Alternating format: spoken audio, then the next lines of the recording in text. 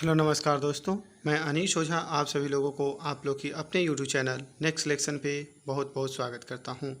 दोस्तों 67 बीपीएससी का नोटिफिकेशन आ गया है और नोटिफिकेशन आने के बाद बीपीएससी ने एक क्राइटेरिया रखा है और यह बीपीएससी के जो भी फॉर्म अगर 67 का भर रहे हैं वो ये वीडियो ज़रूर देखें, क्योंकि इसमें बहुत ही आवश्यक सूचना है। अगर ये आप नहीं वीडियो देख रहे हैं और फॉर्म फिलअप कर दे रहे हैं तो बाद में आपको बहुत ही ज़्यादा परेशानियों का सामना करना पड़ेगा। तो देखिए ये 25 को आया है, बीपीएससी के ऑफिशियल साइट पर भी ये नोटिफिकेशन है, आप वहाँ से भी देख सकते हैं। तो 67वीं संयुक्त प्रारंभिक प्रतियोगिता परीक्षा के विज्ञापन का प्रकाशन कर दिया गया है, जिसे आयोग के वेबसाइट पर देखा जा सकता है। प्रारंभिक परीक्षा के ऑनलाइन आवेदन करने के समय रजिस्ट्रेशन, पेमेंट तथा आवेदन भरने की प्रक्रिया एक साथ पूर्ण की जा सकती है। उक्त परीक्षा माह दिसंबर 2021 के उत्तरार्ध में संभावित है। जैसे पहले था कि अलग अलग टाइम में मतलब 24 घंटा के बाद रजिस्ट्रेशन, पेमेंट ऐसी थी, लेकिन अब सब एक बार ही में ही कर सकते हैं। उक्त प्रकाशित विज्ञापन में विस्तृत महत्वपूर्ण निर्देश दिए गए हैं।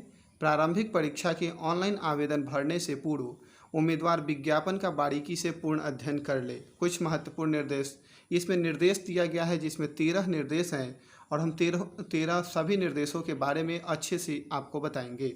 तो देखते हैं निर्देश 1 से। प्रारंभिक परीक्षा में ऑनलाइन आवेदन पत्र में इंगित कॉलम में आरक्षण का दावा नहीं करने पर आरक्षण का लाभ नहीं मिलेगा और आरक्षण के लिए उम्मीदवारों को अस्थायी आवासीय प्रमाण पत्र प्रस्तुत करना होगा।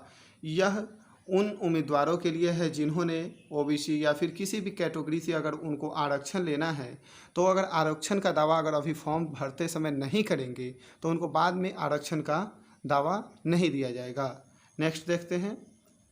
ऑनलाइन आवेदन भरते समय उनके पास आरक्षण कोटि के अनुरूप सक्षम प्राधिकार के अंतर्गत निर्गत प्रमाण पत्र उपलब्ध होना अनिवार्य होगा। किसी प्रकार की त्रुटि होने पर आरक्षण का दावा मान्य नहीं है। अगर उनके पास प्रमाण पत्र नहीं है तो फिर आरक्षण का दावा उनका निरस्त कर दिया जाएगा। नेक्स्ट देखते हैं। आरक्षण का दावा करने वाली विवाहित महिलाओं का जाति क्रीमीलेयर रहित प्रमाण पत्र उनके पिता के नाम एवं पता से निर्गत होना चाहिए, न कि उनके पति के नाम से। और देखिए, जिन महिलाओं का अगर शादी हो गया है तो उनका जो जाति बनेगा या फिर क्रीमीलेयर बनेगा वो उनके पिता के नाम से बनेगा, ना कि उनके पति के नाम से। ठीक है, यहाँ पे ये भी मेंशन किया गया है। 4 नंबर देखते हैं। उक्त परीक्षा के लिए ऑनलाइन आवेदन पत्र भरने वाले अभ्यर्थी को अपनी जाति के अनुरूप आरक्षण कोटि को सही एवं स्पष्ट रूप से उद्धृत करना अनिवार्य होगा। देख लिया आप कि जाति कोटि भी आपको बताना है। नेक्स्ट देखते हैं। अस्थायी दिव्यांगता प्रमाण पत्र में निर्धारित अवधि के बाद नवीकरण रिन्यूअल नहीं होने की स्थिति में प्रमाण पत्र विधि मान्य नहीं होगा। जैसे जो अस्थायी दिव्यांगता होता है किसी का तो अगर रिन्यूअल नहीं है तो उसके बाद आपको उस चीज़ का मान्य नहीं हो पाएगा। नेक्स्ट।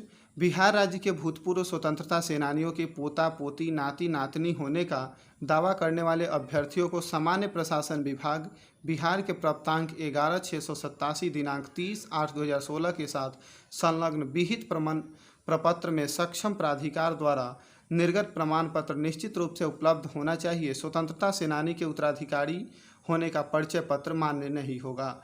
यहाँ पर भी देखिए, आप लोग इस चीज़ को गौर से देखिए। स्वतंत्रता सेनानी के उत्तराधिकार होने का परिचय पत्र मान्य नहीं होगा। ठीक है, आपको क्या करना है कि परिचय पत्र मान्य नहीं होगा, वहाँ पे आपको प्रमाण पत्र आपको निश्चित रूप से उपलब्ध होना चाहिए। ठीक है, एक क्राइटेरिया कहा जा रहा है। नेक्स्ट देखते हैं 7 नंबर। आर्थिक रूप से कमजोर वर्ग ईडब्ल्यूएस का दावा करने वाले अभ्यर्थियों के लिए इस विज्ञापन हेतु वित्तीय वर्ष 2020-21 के आधार पर निर्गत ईडब्ल्यूएस प्रमाण पत्र मान्य होगा। और जो भी अगर ईडब्ल्यूएस के कैंडिडेट हैं वे उनको 2020-21 के आधार पर निर्गत प्रमाण पत्र की आवश्यकता होगी। नेक्स्ट।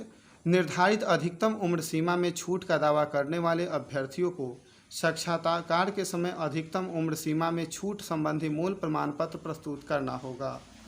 अब यहाँ देखिए, जिनको अगर उम्र सीमा में छूट मिल रही है उनको भी मूल प्रमाण पत्र की आवश्यकता होगी।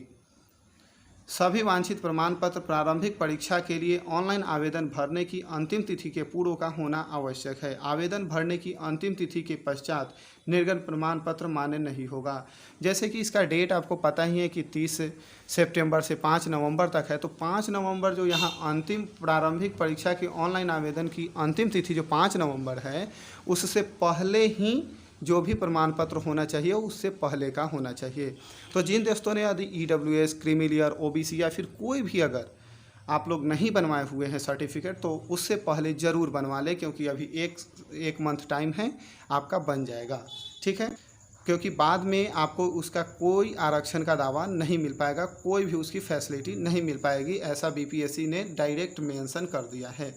नेक्स्ट देखते हैं, आवेदन को प्रारंभिक परीक्षा के ऑनलाइन आवेदन करने की अंतिम तिथि एवं मान्यता प्राप्त विश्वविद्यालय से स्नातक अथवा समतुल्य परीक्षा में उत्तीर्ण होना अनिवार्य है। इससे संबंधित प्रमाण पत्र, औपबंधिक प्रमाण पत्र, यानी कि प्रमाण पत्र मतलब ओरिजिनल और औपबंधिक मतलब प्रोविजनल का मुख्य परीक्षा के आवेदन की अंतिम तिथि के पूर्व का निर्गत होना आवश्यक है।